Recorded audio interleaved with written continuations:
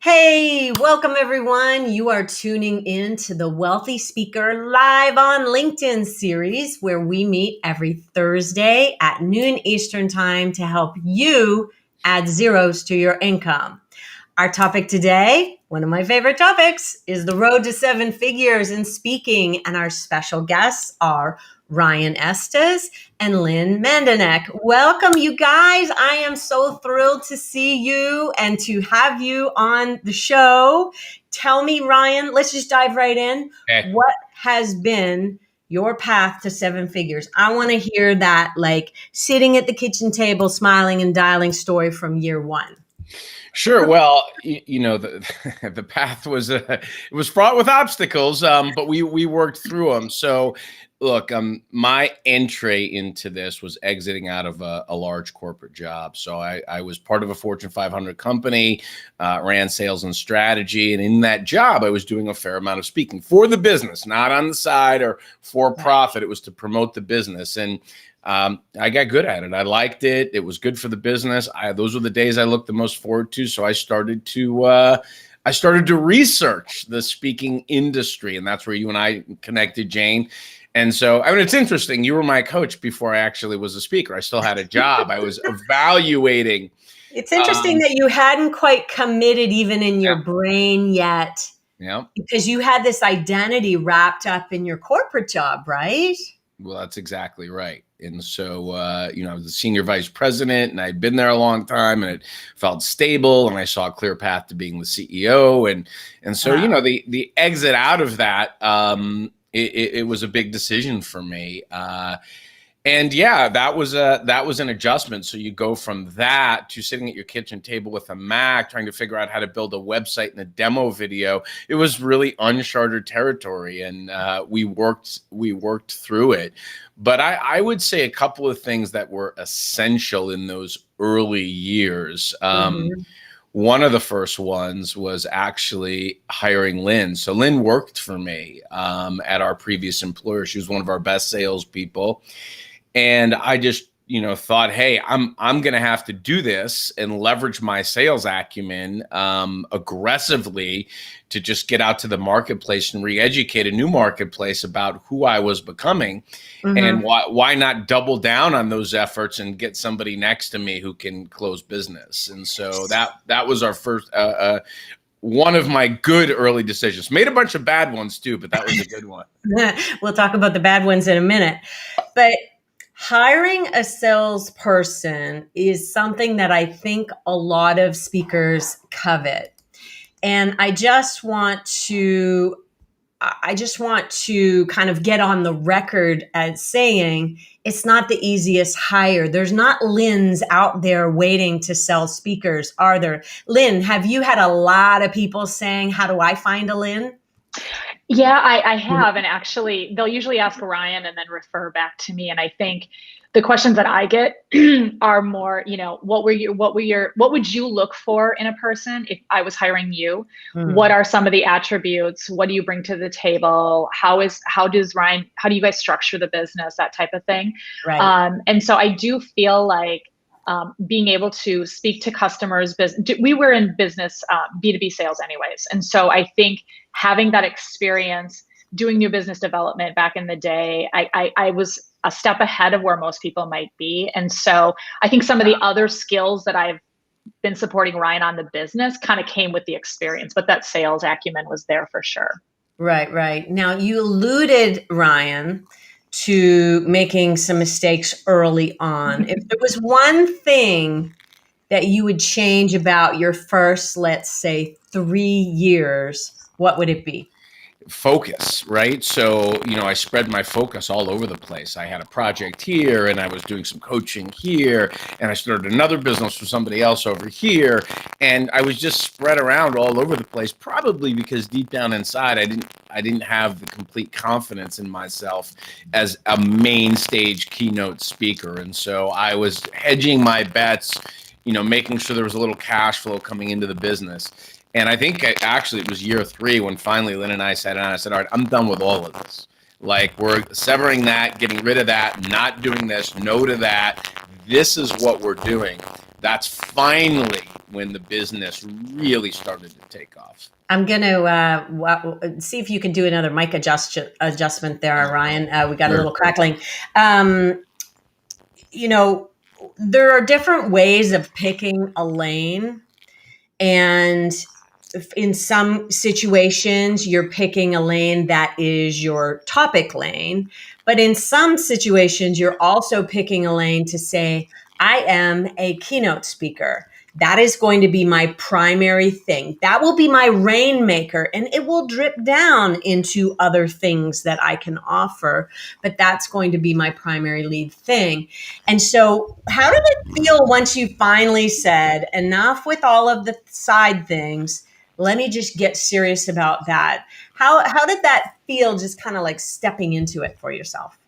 It felt good. I mean, I think at that point I had some feedback that I had the talent to do it. I just lacked the discipline in terms of focusing on it as a real business. And it is a business. There are a lot of great speakers that don't build a great business. Those two things aren't necessarily the same thing. So I think once I got really focused on building the business and the discipline around that, we were in just a much better place. So I was relieved in some way of shedding some of the things that just were getting in the way of me truly becoming what I wanted to be.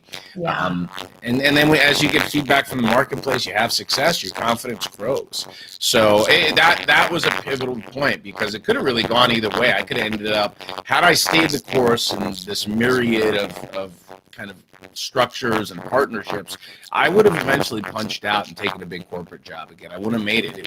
That was a pivotal moment of decision, and Lynn was part of that. She's like, let's just do this and see what happens. And what happened is the rest is history, as they say. Hey, so we're having a little mic trouble here. If y'all at home are listening, I would like to hear from you. If you are tuning in, let us know that you are. I saw that Isadora here was following what was happening. She wants to know. Oh, I think so. I can't see your picture. Apologies, Isadora. I could be incorrect about that. We are so excited to be bringing you the road to seven figures. And the road to seven figures is not without technical issues. Let us tell you. Let's test you out and see if that is better. Oh, sorry, that's not meant to come up. Hang on. There we go. Go ahead, Ryan. Let's see if we're working a little bit better. Is this better? I think we might have it. So you figure it out. Now, I want to talk about I always say that the best form of marketing is a great presentation. So we're going to talk about your other marketing as well. But let's first talk about speech. What did you do to get really good in the platform? Yeah, I think it's a handful of things. So I practiced a lot. I'm a student of this. I mean, so I would pick speakers that I would point. I'd say, I could probably be like that guy. We used to talk about it. I mean, I'll share their names. My two early avatars, and they're friends now, were Tim Sanders and Simon Bailey. And I would look at their schedules and how they were booked. And when I say studied, if there was something in the public domain on either of those two, I read it. I became obsessed with this. So this became my obsession. TED Talks, every video, at night, at 4 a.m. I mean, I just became immersed in the business of this. And the issue was I had good taste. Like I could see a great keynote. My skill, my competency, my reps just didn't earn. I needed to keep iterating. So obviously investing in me, that's another thing.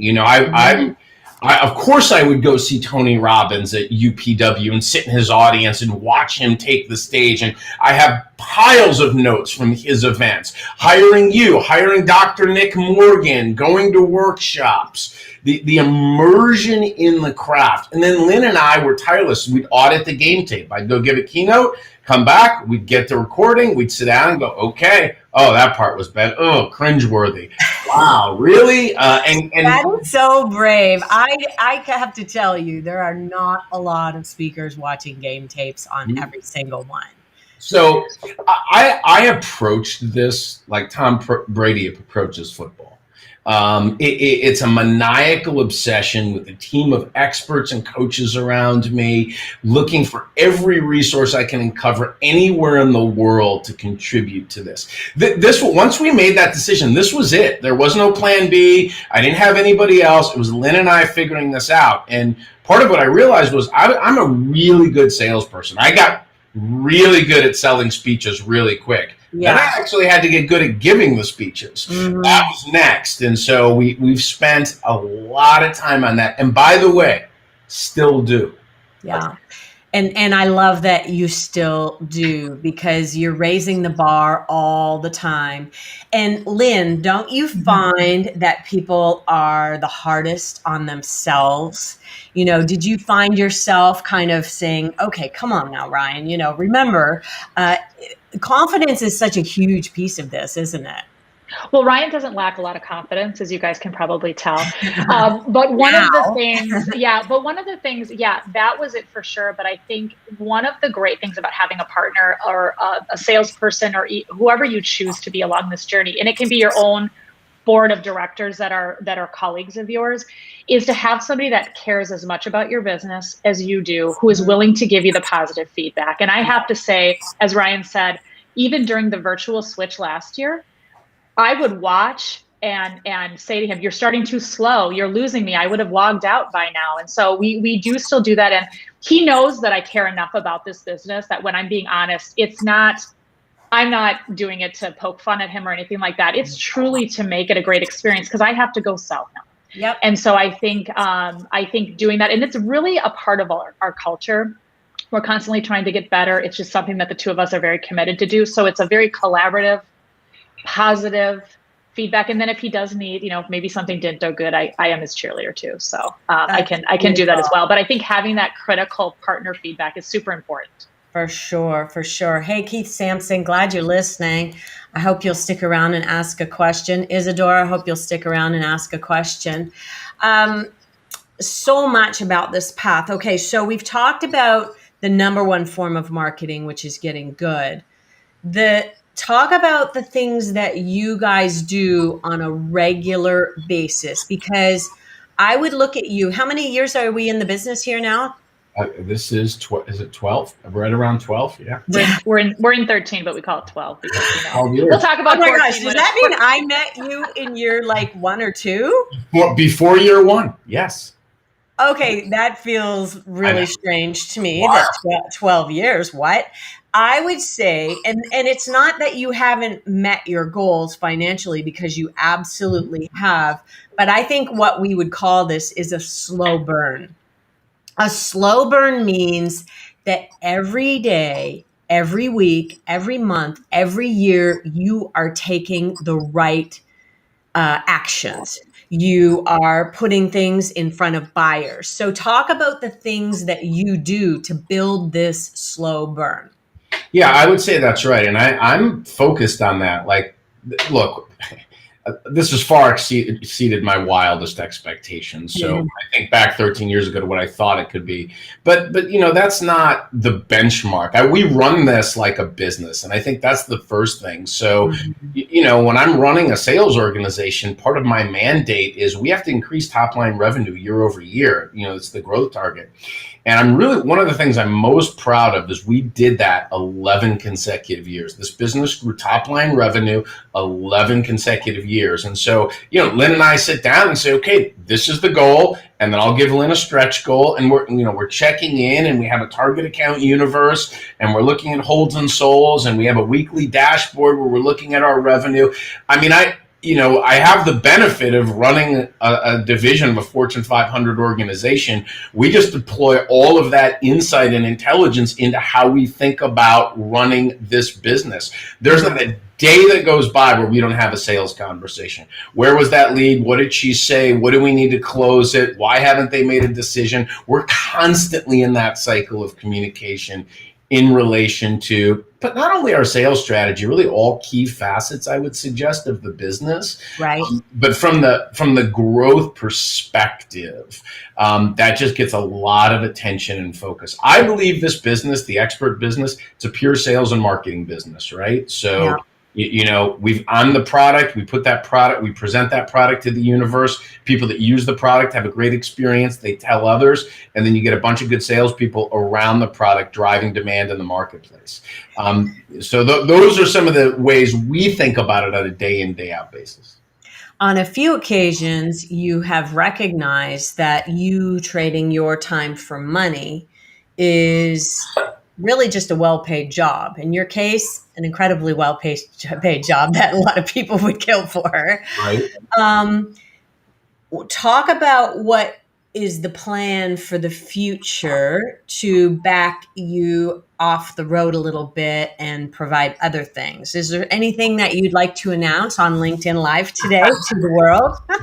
Sure. Well, I partnered with 3 other keynote speakers, and basically what we did was they're friends, and we were sitting around during the pandemic when things were slow, talking about how we wanted to do this business going forward. And so part of what we did was merge our back offices. So you think about the functions in the back office, the things that Lynn and a couple other freelancers, right? It's accounting, administration, logistics, travel, contracts, marketing, brand, video, copy editing, all of these, and we were all doing it a different way with disparate resources. The combined energy of that and creating a business around that is allowing me 2 things. One, it's allowing me to get talent and resources around me that I never would have procured as an independent or on my own.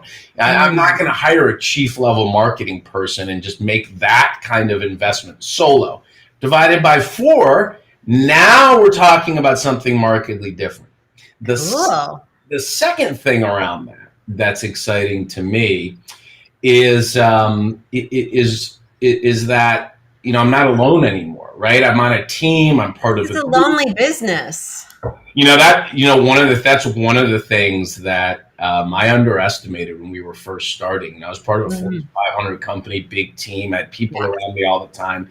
Go sleep in 156 nights a year in hotels by yourself, and that's a different deal, right? So now when you come home, you're still by yourself, unless you have a family around you. You're still by yourself. So you're right. You're still by yourself, and so there's no like water cooler conversation. There's no camaraderie or even gossip. Yeah.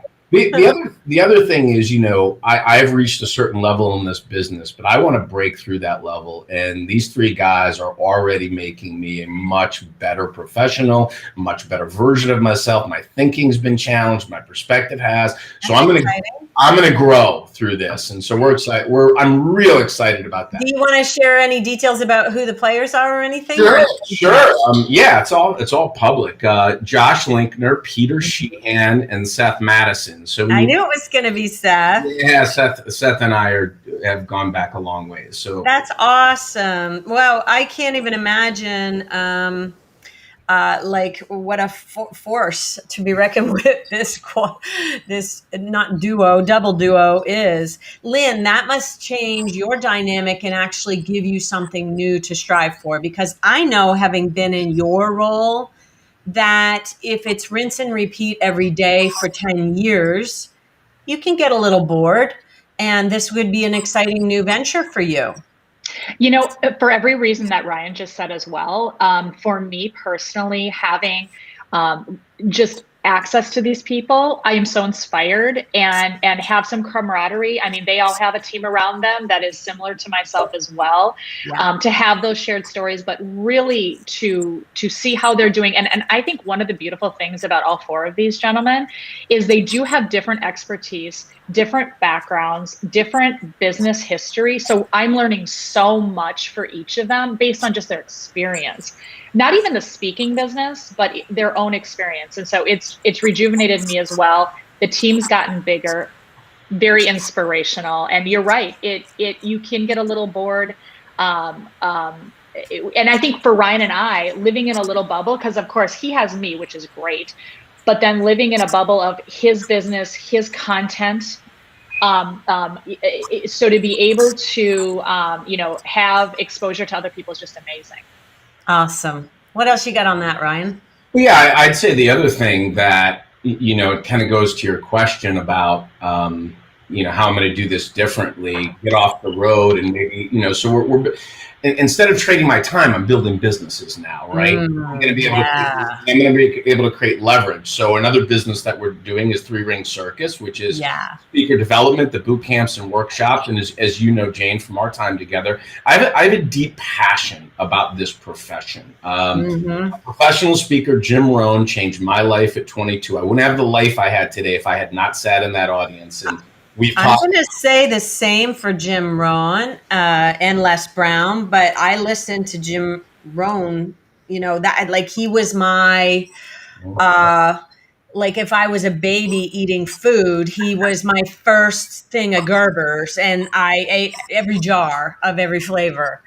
It was incredible. And so I deeply believe this is the single greatest time in the history of time to be in the expert business, to be a speaker. And so I have a real passion about supporting people that want to create impact in the world. So the idea is to have a business where we can help other people get their message to the world. It creates exponential impact. And it's what you do, right? It's what we're doing here.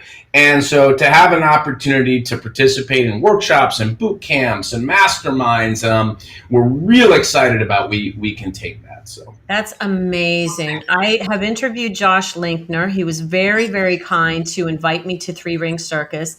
I'm only 2 hours away from them, by the way. Right. So that happens in Detroit, and I'm in London, which is 2 hours north of Detroit. So just waiting for the borders to open. Like we're still a little like, I wasn't really planning on doing any travel this year at all, just because we're kind of a compliant nation up here. We're like 80% double vaxxed. So I don't want to come home and see you guys just yet. So I'm waiting. Well, there is one in Detroit in December. And then we will announce a full slate and educational calendar next year. So. Well, that's exciting. I'll probably wait till next year because I'm really happy to come and see what all is happening there. And, I don't look at things like that as competitive to what I'm doing.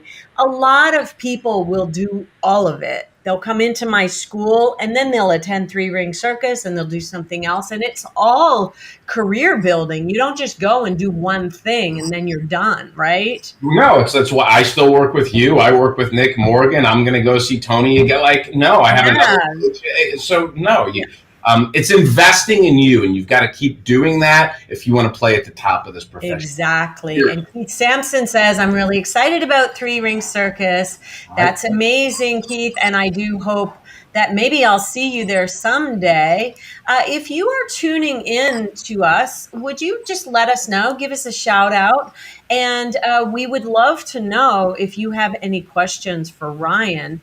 Would love to put them up there on the screen and allow you to be seen.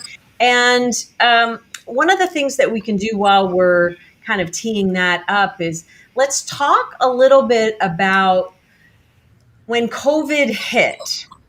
Back in March, and you guys see $2.5 million worth of business go circling down the drain. Obviously, that is a difficult thing to see happen to your business. You took a hit. Did you take a while to kind of regroup and come back and figure out? Because what you're doing now is amazing, and you're like totally back. 6 weeks. 6 weeks of suffering, our mini mental health crisis, asking the question, what are we going to do? What are we going to do? Look, the first 6 weeks of this. So this is interesting. So March 11th was my pre-pandemic, my last big live event. I was in Florida, flew home that night. Lynn and I had lunch March 12th. Thursday. Remember that, Lynn? Yeah. We said, there's no one here. This is weird. We didn't want to accept it. March 13th was my birthday. I had tickets to the Lumineers show. The show canceled, and that was it. The NBA season was over. The world went dark. So for the next 4 to 6 weeks, we unraveled an 80-event calendar. And it was force majeure and reschedules and deposits and all the things that we went through, and it was difficult. That there was nothing easy about that, and there was so much uncertainty because we didn't really know what it was, and I'm sitting in my loft alone thinking, what happened? How could this be? And so, but then early summer, we transitioned. Instead of saying, why is this happening? We started to ask a much better question. Given that we're here, what can we create? And that question became the rocket fuel that propelled us. And so when I think about what we created, two brand new keynotes, a half-day virtual workshop for leadership called Resilient Leadership, a complete virtual wellness series. We created all these new products, and we developed this virtual capability that didn't exist. And then obviously getting together with my new business partners and thinking through the future, I always say our darkest hour can become defining moments if we are awake to the learning in them. And I truly believe I will look back on this, just like I did the last inflection point in the Great Recession when I quit my job, as a pivotal inflection point that pushed me forward to a better life and a better business. And I wouldn't have wished for the havoc of the pandemic. I'm grateful for the moment of pause that it gave me to create something new. And I'm rejuvenated. With excitement. And we're in this kind of setback right now with the Delta variant. We've been talking a little bit about that. We've lost some live events, but we have a different business, and our clients think about using us in different ways. Yes, so all different kinds of revenue opportunities. And everybody has learned so much. So when people start to get that feeling, remember the feeling that you first had back in March, and don't forget, we know how to do this now. They know, the clients, they know how to do this now. We're all going to move through this next phase better, and then we're going to move out to the other end. I have a client, Andy Bush. He's my, what do I call him? My great calmer downer. As an economist, he says, we're moving from pandemic to endemic to flu. Okay, so that whole process between now and flu might take 2 to 3 years, but that's where we're headed. And we're learning every day how to do this better and better and better. And I think that we're going to do a LinkedIn Live with Andy Bush here in a couple of weeks because he really has a lot of interesting information about the economy and what this means for us. Hey, let's check out Ryan's question here. Jim Rohn has been my Jim Rohn has been Josh Linkner and his team. I went to 3 Ring before I moved to the US to build this business. They are awesome. Will some of this back-end business structure be shareable with the guys and gals during currently running businesses solo? That's the question. Is that something that you all will be sharing during? I'm sure you're going to have a series of events. Is there anything that's off the table when it comes to sharing what you guys have learned? It really does not seem to be. Oh, hang on. We got another one here. Recently, I left my job. Sorry. Let's just make sure we answer that question. The question is nothing off the table, right? Yeah, so no, I mean, look, there's 3 new partners in 3 Ring Circus now with tons of IP, and we all had different entrees into this, but the idea is to kind of level up the content and curriculum and to create more courseware.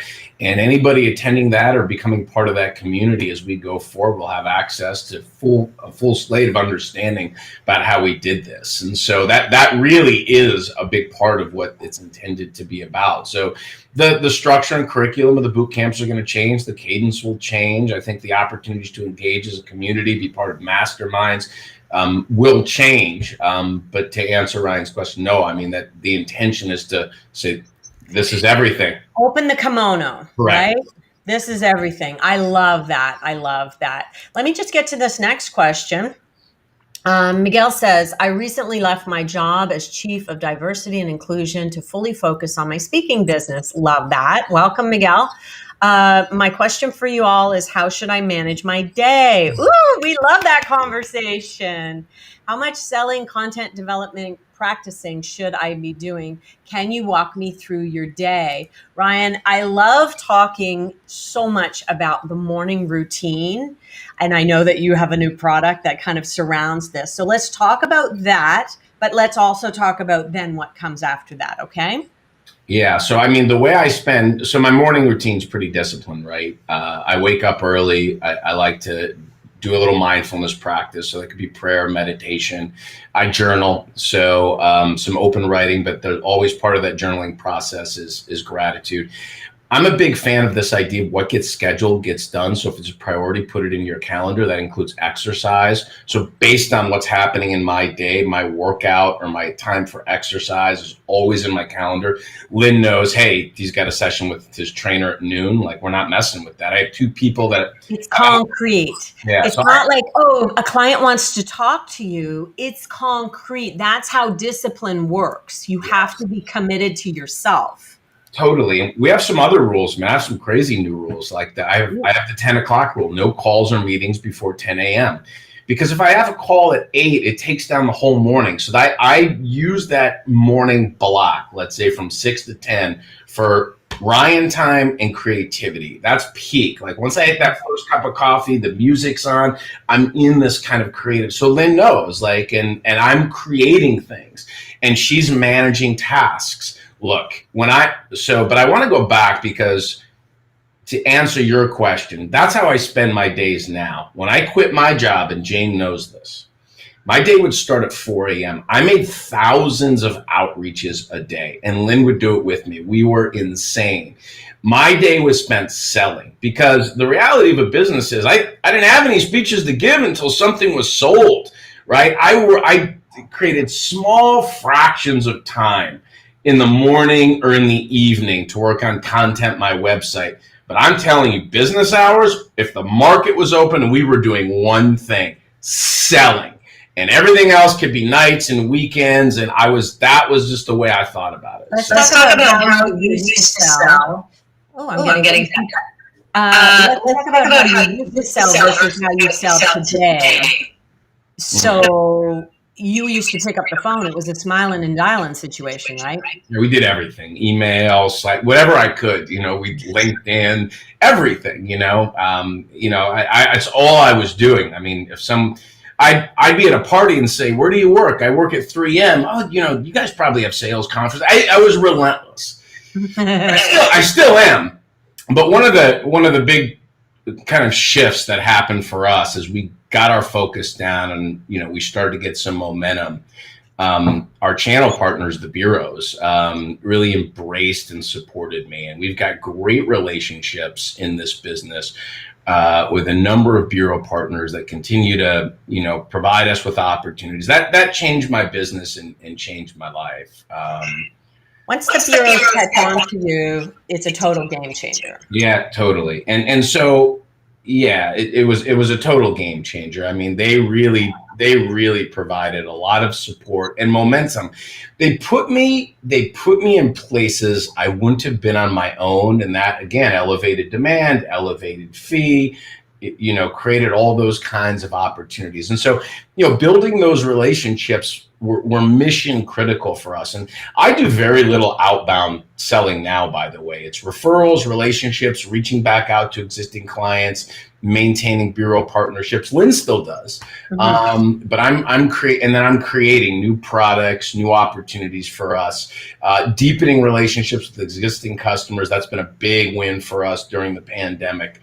So look, one thing I'll add, there are multiple ways to build this business. Jane, you know that better than anybody. I leveraged my strengths. So anybody listening to this is like, okay, I could never do that. That's okay. My recommendation would be leverage your strengths. My background is selling. Lynn's background is selling. It was our comfort zone.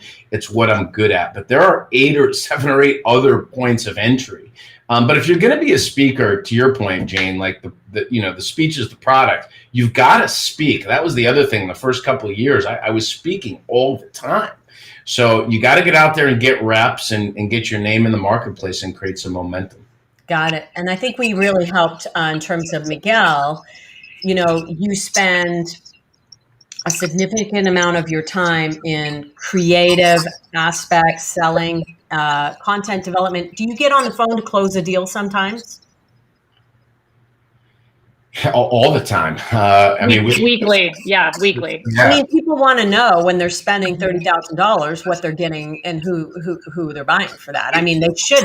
I would think they'd feel entitled to a call. 100%. That's actually part of our sales process. Whether we're whether Lynn's leading that effort, or whether a bureau partner is, we're asking the bureau partner, "Hey, could we have a call with the client?"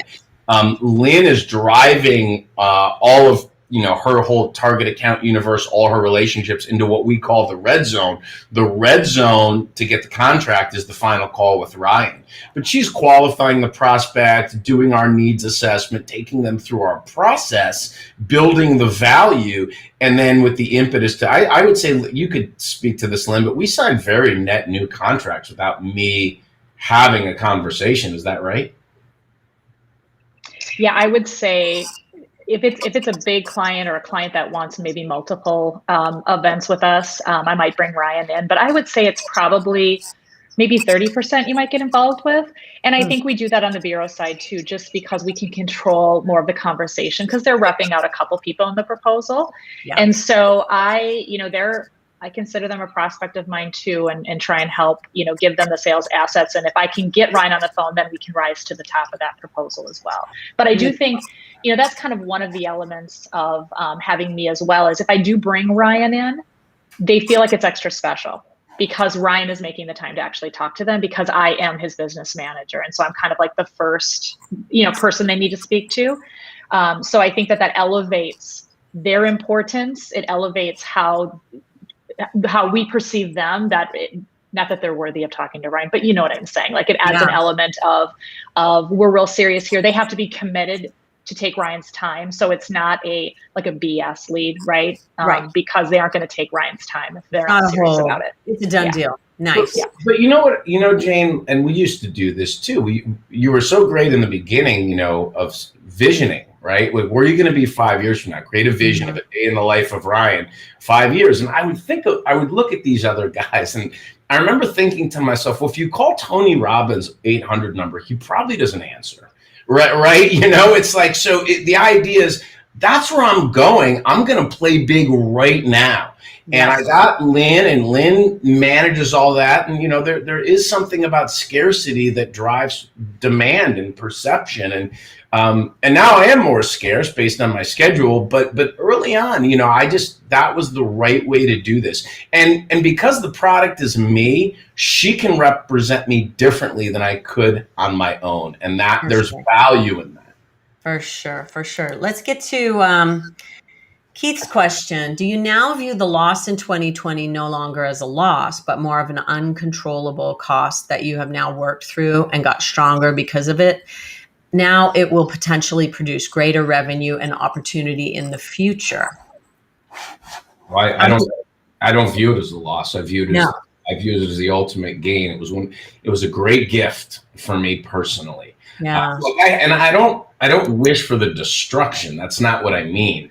I had COVID, and anybody who's gone through that, that's not a great experience. And it was horrible for a lot of reasons. But for me personally, in terms of, the cost and the time, getting a pause like that to look at my life and business was truly a gift. So I wouldn't trade the time for that money at all. Thank you. Thank you for tuning in, Wayne Lee. So happy to see you. I'm loving all of Ryan and Lynn's information. Thank you both, and you too, Jane. Gabby has a question, and this may come down to some contracts. So it could be you, Lynn. It could be Ryan. What are your insights regarding B2B licensing and digital content? I think this is kind of the next new kind of wild frontier when we go out and deliver a presentation virtually, and they want to just use it forever. What are some of the terms that you are writing in terms of how people are allowed to use your intellectual property? Yeah, go ahead. I was going to say, we've always had this question, even when Ryan was live, because everyone wanted to record him. And so we've kind of stayed the line, I guess, in that we will allow them to record it. and keep it on an intranet site for 30 days. And so we don't want, and we don't want them keeping it forever. It has to be intranet. It can't be external in any way. And we've had a lot of people ask that, can we do this, or can we do it on Facebook Live or something? And we just say, no, we can't do that. They're pretty understanding. I think that they ask the question hoping you'll let them do it. And so we're pretty specific about just a certain amount of time has to be internal only. And to be honest with you, some of our programs, it's a selling point. Ryan's going to be doing this virtually. You can record it. We also have our producer that's, doing our cameras on our end, so we can give them and upsell them on a professional recording. And we've done that as well. But it's kind of a gift that we can kind of give them. And then, but we stipulate it. Like you can't. I'll build on that too. We created a product, a virtual product that I just loved, and it created a bunch of revenue during this pandemic. It was a series, right? So this is the wellness series. Correct. And so think about this. It's five modules. So for the first week of every month, for 5 months, you're with me for 60 to 90 minutes live. And then that module lives on an internal server throughout the entire duration of the program. So we had a group, 2 divisions of a large organization, about 5,000 total employees that were going through this wellness series. Now, when I was presenting live, only maybe 500 people would be on, but the other 4,500 would watch it, at their leisure. And that product, generated, you think about, even at my virtual fee times 5, and you sell a handful of those, pretty soon your revenue proposition is looking very different. So. And that's exactly the move away from trading time for money. And you may need to be there at the beginning, but once you have it in the can, you might be able to sell it to people at a different price point, and maybe you pop in live in a different way. And this is what I want to encourage everybody to be thinking about. How do we move away from the one-off in-person speech and move towards packages that include seats at the table for that type of event? Maybe Ryan is popping in quarterly on a Zoom class. That's a total game changer that we never would have thought of 2 years ago. Maybe we're throwing books into the mix, or executive coaching. There are so many things that we can build into packages. So I'm going to refer people over to a couple of things for homework, because I think that you might like to check out. That's the wrong URL. I'm having not a great technology day. Also the wrong one. Hang on. Here we go. Speakerlauncher.com. When you click over there, go to the podcast. Number 1, you can search Ryan, and there are some more interviews that we've done with Ryan. Then also search Lori Guest, Laurie Guest. We talk about sweet spot pricing and these packages and what all can be included.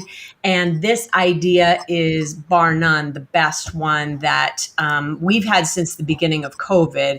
All of our clients switched very, very quickly to virtual and started selling packages instead of one-offs, and therefore are further along now as a result of that. So in wrap up, let's talk about moving forward. How do you feel about the business and the industry and what's coming down the pike for us in 2022? I've never been more excited about it. This is the single greatest moment in time to be in the expert business. And to your point about the evolution, I'm fond of say I'm not a speaker, I'm an expert. And my expertise is going to be leveraged in all kinds of new and exciting ways. And so I want to get back out on big stages because I love doing it. But the one and done mentality, I think, is fading into this idea that, I'm going to go do a big sales kickoff, and then I'll be with you on the further journey throughout the rest of the year to lend support, advice, guidance, solve problems. And so we're deepening these partnerships with clients in ways that I just wouldn't have imagined or thought through previously, which is exciting.